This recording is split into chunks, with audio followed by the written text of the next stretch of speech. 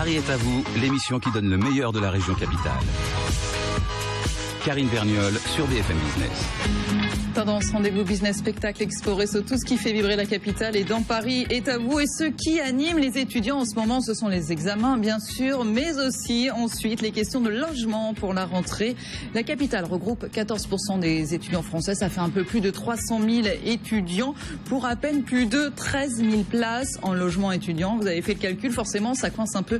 Alors, comment se débrouiller autrement? Quelles sont les alternatives? C'est ce que nous allons voir avec nos invités. Yann Brossat, bonjour. Bonjour. Vous êtes adjoint au maire de Paris en charge du logement. À côté de vous, Thomas Villeneuve, bonjour. Bonjour. Vous êtes le fondateur de WeRoom, un site communautaire qui permet de mettre en relation des futurs colocataires.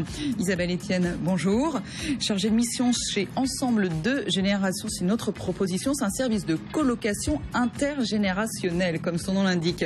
Amaury Roland, bonjour. Bonjour. Vous êtes le cofondateur de tonapart.com, plateforme ton-apart.com, plateforme simplifiant et accélérant la recherche d'appartements pour les étudiants. Alors on va commencer justement la situation, on l'a bien vu avec les chiffres que je donnais rapidement, Yann Brossat, à un moment donné forcément.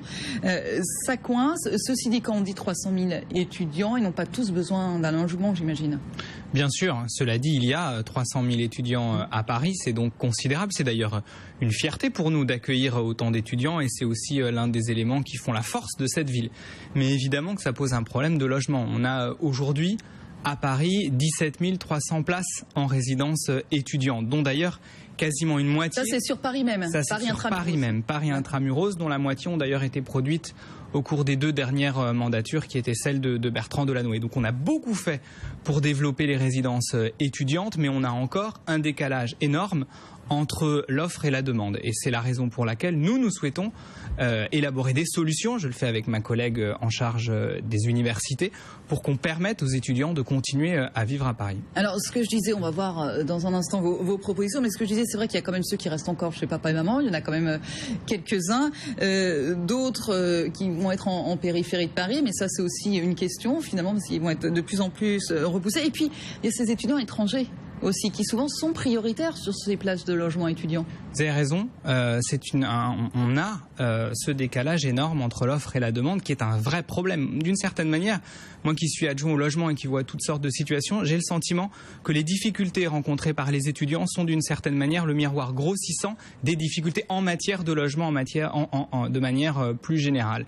Et donc on a besoin de faire des efforts considérables et moi je souhaite qu'on mette le paquet sur les logements étudiants dans les années qui viennent et puis aussi favoriser des initiatives innovantes qui viennent notamment du secteur privé. Alors justement, on va faire un petit tour de table et puis comme ça on reviendra à vous avec vos propositions. Thierry Villeneuve, WeRoom, site communautaire pour mettre en relation les colocataires. Je le disais tout à l'heure, c'est vrai que la colocation, grosse tendance, mais finalement, est-ce que c'est une véritable grosse tendance à Paris? Parce qu'on sait que ça existe beaucoup dans d'autres pays. On sait que des films ont milité pour cette colocation.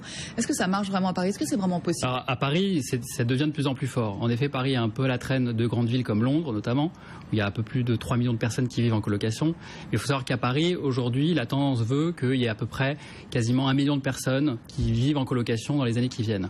Paris, en fait, subit la même tendance que d'autres grandes villes européennes, avec la hausse des loyers.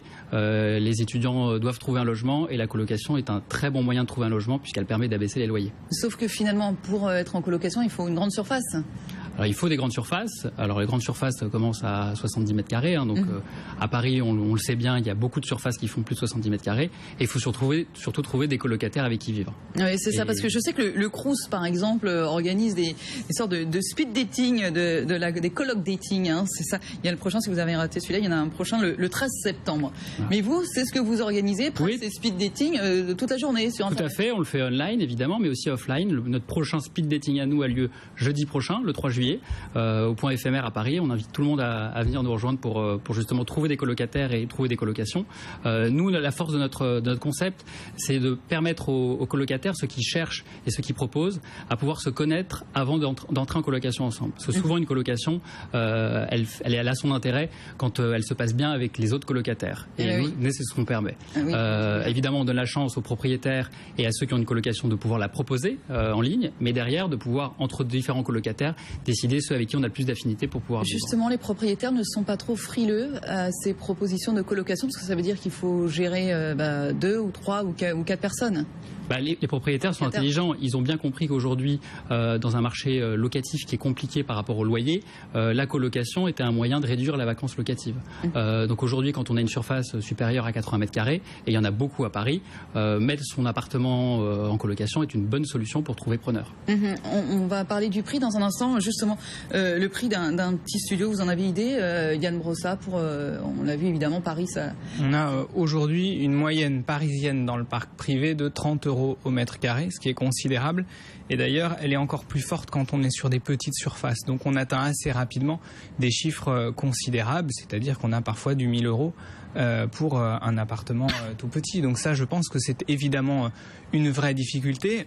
Je voudrais revenir sur la colocation. Moi, je crois que c'est une vraie piste d'avenir. Une des propositions que nous faisons, c'est que les bailleurs sociaux, notamment les bailleurs sociaux de la ville de Paris, qui dépendent donc de nous, puissent mettre à disposition d'étudiants en colocation des grands appartements. Je suis frappé par le fait qu'on a dans le parc social de la ville de Paris un certain nombre de grands appartements qui ont des loyers du coup parfois relativement élevés si on est tout seul à payer le loyer, mais qui deviennent très intéressants si on les met au service d'étudiants dans une logique de colocation. Ça, c'est une des pistes sur lesquelles nous travaillons.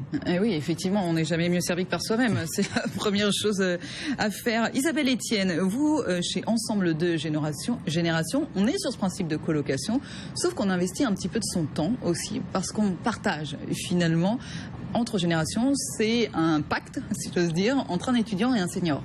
Alors on parle surtout de cohabitation intergénérationnelle. C'est vrai que l'Ensemble de Génération est né il y a 8 ans maintenant et le but de l'association était de créer du lien à travers le logement avec des personnes âgées qui souffrent de solitude et puis aider les jeunes à régler leurs problématiques de logement. Donc on a fait ce choix de réunir ces deux générations. Ils peuvent avoir 70 ans d'écart et puis de les faire cohabiter ensemble. Alors il y a plusieurs possibilités. Ou on donne un peu plus d'argent et un peu moins de son temps, ou on donne un peu plus de son temps et un peu moins d'argent. Alors on a 3 formules très claires qui sont définies chez Ensemble de Génération. Notre cœur de métier, c'est de proposer des logements gratuits. Donc des logements gratuits où le jeune est hébergé gratuitement en échange de sa présence le soir et la nuit. Ou alors il y a une autre formule où le jeune va rendre des services, fermer les volets le soir, les rouvrir le matin, faire des petites courses, avoir une certaine disponibilité pour la personne âgée. Et il va donner une petite participation aux charges pour compenser les frais d'eau et d'électricité. Et puis sinon, il y a une autre formule où la personne, alors c'est une jeune senior, va avoir besoin d'un complément de revenu et donc du coup, le jeune va être hébergé en échange d'une participation financière. Alors 1700 étudiants logés en Ile-de-France, Est-ce que ça fonctionne aussi sur Paris même? Est-ce qu'on a des seniors tout seuls qui ont besoin de compagnie? Alors on a des seniors tout seuls donc à Paris, en Ile-de-France, et bien évidemment, on manque de chambres à Paris. Et je rebondis sur ce que vous disiez, on sait qu'il y a de la place dans les logements sociaux. Il faudrait vraiment élargir cette possibilité aux étudiants qui pourraient en plus bénéficier de tarifs intéressants. Mais ce qui nous intéresse vraiment, c'est de créer ce lien. Et quand on voit toutes les belles histoires qu'on a au cœur de nos binômes... Et en même temps, c'est vrai que du côté des seniors, c'est difficile de passer le pas. Il faut être en totale confiance. Complètement. Alors, on fait du offline, comme vous disiez. C'est-à-dire que on va vraiment visiter chaque personne âgée qui est intéressée pour héberger un jeune. Souvent, la personne âgée nous contacte elle par elle-même, mais très souvent sont les enfants. Donc on va vraiment remplir un dossier de candidature où on est très attentif aux besoins et aux attentes de la personne âgée, parce que voilà, on a besoin de la connaître et savoir qui on va pouvoir lui proposer. Et puis par ailleurs, on reçoit beaucoup de candidatures étudiants. Les étudiants nous connaissent par les référencements dans les écoles, nous connaissent par le site internet. On les reçoit individuellement au bureau et après, charge à nous d'appairer chacun en fonction des besoins, des attentes, des formules, des lieux d'études. Et c'est vraiment une alchimie un peu complexe, mais on a vraiment à cœur de la réussir. Yann Brossa, ça vous parle, j'imagine, ce genre d'initiative? Est-ce que c'est, ce que disait Isabelle Etienne, c'est le travail en partenariat avec les écoles, avec les universités, ce que vous voulez réussir à faire aussi? Bien sûr, c'est un travail que je trouve extrêmement intéressant et enrichissant pour les deux, à la fois pour l'étudiant auquel ça apporte par ailleurs une solution, et puis pour la personne âgée qui du coup a une présence autour d'elle. Et nous souhaitons évidemment favoriser cela. Du coup, je me dis aussi en vous écoutant que sur un certain nombre d'appartements qui sont sous-occupés qui relèvent du parc social, on pourrait aussi imaginer ce type de montage en s'appuyant sur vous. Et le travail avec les écoles, les universités, vous travaillez main dans la main. Je dis, vous avez fait le tour un petit peu des besoins. Bien sûr que nous le faisons, et d'ailleurs l'ensemble des opérations de résidence étudiante, nous les faisons main dans la main avec les universités qui, elles aussi d'ailleurs, ont intérêt à ce que leurs étudiants puissent être logés à Paris, parce que c'est une garantie d'un meilleur travail universitaire. On a aussi un vrai enjeu autour du logement des chercheurs, et l'un des objectifs que nous nous sommes fixés avec Anne Hidalgo, c'est de développer 1000 logements pour les étudiants et pour les chercheurs à Paris, parce que les deux peuvent avoir des difficultés de logement. Alors c'est vrai que là on parle de Paris même, mais il y a d'autres pôles étudiants. Je pense par exemple à l'établissement Paris-Saclay, bien évidemment, qui vient de lancer une consultation pour des logements étudiants privés pour le coût de 300 places. C'est également important qu'on soit sur les lieux mêmes finalement d'études. Bien sûr, parce que le raccourcissement des distances, c'est aussi un confort qui est apporté pour les étudiants concernés, et donc évidemment qu'on le fait. Et d'ailleurs à Paris, l'une des orientations que nous nous sommes fixés, c'est de faire du logement étudiant dans des arrondissements qui en comptent assez peu. Je pense en particulier aux arrondissements du centre. Il y a tout le projet autour du site de Sancier, qui est aujourd'hui un site qui doit être réhabilité parce qu'il est amianté. Et là, on aurait la possibilité, par exemple, de faire du logement étudiant. Donc là, vous nous dites que vous allez bientôt construire de nouveaux logements étudiants dans Paris ? Bien sûr, 1000 nouveaux logements étudiants ou chercheurs chaque année. C'est-à-dire que dans les 6 prochaines années, l'objectif que nous nous fixons, c'est 6000 nouveaux logements étudiants, ce qui me paraît être un objectif extrêmement important. Ça ne sera pas suffisant, évidemment, pour répondre à l'ensemble de la demande. C'est comme les places en crèche, c'est déjà un premier pas. Mais c'est la raison pour laquelle on a aussi besoin de s'appuyer sur l'initiative privée ou sur l'initiative. Donc vous nous parliez de Sancier, mais ça peut être où par ailleurs? Parce qu'on n'a pas non plus des masses de place dans Paris. On a encore de la place à Paris, et heureusement. Et d'ailleurs, l'un de nos projets, c'est de mobiliser du foncier pour faire du logement étudiant. Vous savez que, par exemple, vous avez de grandes entreprises publiques, je pense à la SNCF, je pense à RFF, qui ont encore du foncier à Paris, et du foncier important. Et nous avons d'ailleurs tout récemment signé un accord avec la PHP, la SNCF, la RATP et RFF pour mobiliser du foncier pour nous permettre de produire du logement, notamment pour les étudiants qui sont une de nos cibles prioritaires. Allez, autre proposition, Amaury Roland, ton-appart.com. Là, c'est tout simplement mettre en relation les étudiants qui sont en recherche d'appartements et des propriétaires prêts à louer. Sauf que vous garantissez les choses, parce que c'est pas toujours évident. En plus, quand on est étudiant, on vient d'avoir le bac, eh bien, on s'improvise pas chercheur d'appartement. Alors en fait, exactement. Nous, on est parti d'un principe. On veut être un référent sur les sites d'immobilier, d'annonces classiques, mais avec une certaine qualité, c'est-à-dire avec des annonces qui comportent des photos, une vérification de ces annonces, un contact avec le propriétaire. Il y a un double enjeu également avec ton-appart.com, c'est d'éduquer tant le propriétaire que le locataire. En fait, on sait très bien qu'on ne pourra pas jouer sur l'offre et la demande parce que c'est très compliqué. On ne pourra pas jouer en fait sur le prix des loyers parce que c'est également très compliqué. Par contre, on peut jouer sur une chose, c'est l'éducation.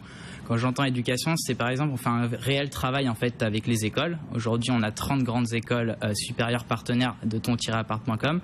L'objectif, c'est d'aider les étudiants à apprendre des choses qui pour nous en fait ressemblent à de la culture générale. Faire un état des lieux, signer un bail de location, les pièges à éviter. C'est un ensemble de choses en fait qui vont permettre aux gens d'être déjà mieux protégés, de connaître un petit peu en fait les enjeux de la recherche d'appartements, et c'est vraiment en fait la chose vers laquelle on se dirige et qui marche pour l'instant très très bien.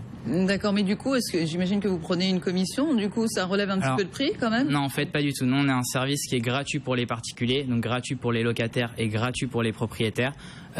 Sinon en fait on est en train de développer un business model qui tourne autour des professionnels de l'immobilier, puisqu'ils ont également besoin de visibilité, et d'autres business models, pour l'instant on ne peut pas trop en discuter, mais sinon on est vraiment gratuit pour les particuliers. Thomas Villeneuve, quel est le profil des étudiants qui sont prêts à faire de la colocation? C'est autant les filles que les garçons? C'est plus des provinciaux? Il y a toujours un décalage entre les filles et les garçons, les filles étant toujours plus attractives pour ceux qui recherchent. Ils cherchent plus des filles que des garçons, on tombe toujours sur les mêmes problèmes. On est en 2014, rien n'a changé, tout va bien. Rien n'a changé, mais si on gomme ce biais-là, c'est à peu près équilibré entre filles et garçons. Il faut savoir que la proportion d'étudiants étrangers à Paris est très importante. importante. Chez nous, elle est autour de 30%. D'accord. Sinon, c'est 50 000, je crois, étudiants étrangers à peu près à Paris. Et ça va en grossissant. Évidemment, les universités, les grandes écoles parisiennes étant de plus en plus attractives, il y a évidemment de plus en plus d'étrangers qui arrivent à Paris en connaissant encore moins que les autres comment ça fonctionne, en ayant des critères qui sont différents. Je pense notamment à des Londoniens qui arrivent, pour eux c'est facile, c'est simple de louer en colocation ou louer autrement. On arrive en France, à Paris, c'est très très compliqué. Il y a tout un travail de facilitation, des démarches, de simplification qui doit être entrepris, c'est certain. J'espère que la loi Allure permettra de rentrer dans cette optique-là et que notamment l'encadrement des loyers n'empêchera pas cette facilitation. Mais il y a un gros travail à faire avec les propriétaires pour leur expliquer que ça peut être simple de louer en colocation et aussi côté étudiant de leur expliquer que qu'ils soient étrangers ou français, ça peut être quelques étapes, quelques minutes. Et ça peut être assez rapide et c'est possible. Yann Brossa, est-ce que vous avez un œil aussi sur d'éventuels abus? Parce que évidemment les étudiants recherchent des petites surfaces, sauf quand ils sont en colocation. Qui dit petite surface, on a vu parfois qu'on avait des 7-8 mètres carrés qui étaient loués absolument dans des conditions assez déplorables. Est-ce que vous avez un œil là-dessus aussi? Bien sûr, c'est un travail extrêmement important. D'ailleurs, cette année, c'est tout récent, ça fait maintenant il y a quelques mois, nous avons monté une cellule de lutte contre l'habitat indigne avec la préfecture de police de Paris qui est chargée de traquer d'éventuels abus. C'est-à-dire qu'on a des policiers qui sont dédiés à ce travail-là, ce qui me paraît être extrêmement utile parce qu'on ne peut pas accepter que des étudiants qui sont bien souvent désemparés soient amenés à avoir des solutions de logement qui sont absolument indignes et d'avoir ainsi des propriétaires qui s'en mettent plein les poches sur ces étudiants. C'est évidemment pas le cas de la majorité des propriétaires et bien heureusement, mais quand il y a des abus, il faut bien entendu les traquer. Et voilà, et n'hésitez pas à les signaler effectivement si vous en êtes victime également. Amaury Roland, est-ce qu'on peut faire une petite géographie parisienne ou francilienne par rapport au prix ou de ce que vous voyez passer sur tonappart.com, ou est-ce qu'il y a des possibilités pour les étudiants plus attractives? Effectivement, vous avez des arrondissements qui sont plus chers que d'autres et on le sait, ceux du centre de Paris, je pense par exemple au 6e, au 5e, au 4e, qui sont en plus des biens très très rares, puisque comme l'ont dit tout à l'heure le fondateur de WeRoom et Monsieur Brossa, ce sont des grandes surfaces, souvent des appartements qui sont de famille, etc. Donc vous avez le centre de Paris qui est très compliqué. Après, il y a un véritable enjeu sur, je vais dire, l'Est parisien qui devient de plus en plus attractif. Là, je pense au 20e par exemple, ou au 11e qui a connu un réel essor. Le problème, c'est que quand un quartier connaît un essor, il connaît également une hausse des prix des loyers. Comme par exemple, je peux prendre l'exemple de République dans le 11e arrondissement, entre la Bastille et l'Opéra qui a été refait par exemple, les prix des loyers augmentent forcément. Même pour les toutes petites surfaces. Même pour les toutes petites surfaces. Et justement, le problème qui se pose à Paris, c'est que les petites surfaces, ce sont les surfaces en fait qui sont les plus rentables pour les gens qui veulent faire vraiment de l'investissement locatif, et on arrive très vite à des prix où nous on a pu se rendre compte sur notre plateforme à 1200 euros on va dire, des 15 mètres carrés. Wow. Donc voilà, pour nous ça c'est impossible. Le propriétaire, quand c'est comme ça, on refuse systématiquement son annonce. Ah, vous les prenez même pas sur le site? Non, on ne les prend même pas. Je peux vous citer une anecdote toute simple. La semaine dernière, on a eu une annonce 35 mètres carrés dans le 6e arrondissement de Paris pour 750 euros. Nous, au moment où on reçoit cette annonce-là, on la voit, on la consulte. Moi, je me suis tout de suite dit, je prends l'appartement. S'il y a 750 euros, je peux avoir 35 mètres carrés, je fonce, je le mets même pas sur le site et j'appelle tout de suite le propriétaire. Sauf que, du coup, nous, on a appelé le propriétaire, on a vu que déjà que le numéro ne fonctionnait pas. Donc, déjà une alerte. Donc, ce qu'on a fait, c'est qu'on a refusé l'annonce. J'ai envoyé un mail au propriétaire en lui stipulant qu'on avait essayé de le joindre pour la vérification de son annonce. Je n'ai pas eu de nouvelles, donc l'annonce n'est jamais parue en fait sur tonappart.com. Ah oui, donc effectivement, vous êtes garant de la véracité des lieux et des surfaces et de tout le reste, quoi, finalement, quand on va sur place. Isabelle Etienne, est-ce qu'il y a aussi une géographie comme ça des seniors qui sont prêts à accueillir des étudiants? Est-ce qu'il y a des arrondissements où c'est plus facile? Alors pour ma part, je travaille dans les Yvelines. Alors c'est vrai, dans les Yvelines, je suis très gâtée parce que j'ai des grandes maisons. Donc et voilà, on peut souvent héberger d'ailleurs des étudiants parisiens dans les Yvelines. On les met un petit peu au vert et ils sont ravis d'avoir des chambres de 20 mètres carrés et d'avoir une maison. Oui, parfois aux portes de Paris, ça vaut le coup. Et on est très vigilant évidemment sur les temps de transport. On peut pas demander à un étudiant de faire 1h30 de trajet. Voilà. Donc à Paris, on est évidemment friand dans tous les arrondissements. Mais comme je vous le disais tout à l'heure, on a vraiment besoin de plus en plus plus de chambres. On sait que les étudiants veulent être à Paris et on a besoin de seniors qui ouvrent leurs portes. On est très axé sur le logement gratuit et économique parce qu'on sait que ça a du sens, que ça crée du lien. Mais ce que je tiens à dire aussi, lorsqu'on est dans la participation financière, on a besoin aussi de participation solidaire. C'est-à-dire qu'on ne peut pas du tout prendre des chambres avec des prix exorbitants. Ça, on n'a pas du tout le... c'est pas votre rôle, vous, aujourd'hui, voilà. Effectivement. Mais on valide, on encadre, on entoure. Il y a une convention d'hébergement qui est signée. Vous faites un suivi. Oui, il y a un suivi annuel, une convention d'hébergement qui est signée et qui redit bien les droits, les devoirs de chacun, une annexe qui redit bien la formule choisie. Et il y a même un dîner des étudiants au mois de novembre et un goûter des seniors au mois de mai. Oui, on prend soin d'eux. Voilà, en tout cas, bon courage à tous les étudiants et à leurs familles pour trouver un logement. Yann Brossa, merci beaucoup à vous. Adjoint au maire de Paris en charge du logement, Thomas Villeneuve, fondateur de WeRoom. Donc, merci beaucoup à vous. Isabelle Etienne, chargée de mission chez Ensemble de Génération. Et Amaury Roland, merci à vous, cofondateur de ton-appart.com. Merci beaucoup à tous les quatre. Restez avec nous sur BFM Business. Un nouveau journal et Paris est à vous continue dans un instant. Paris est à vous. L'émission qui donne le meilleur de la région capitale.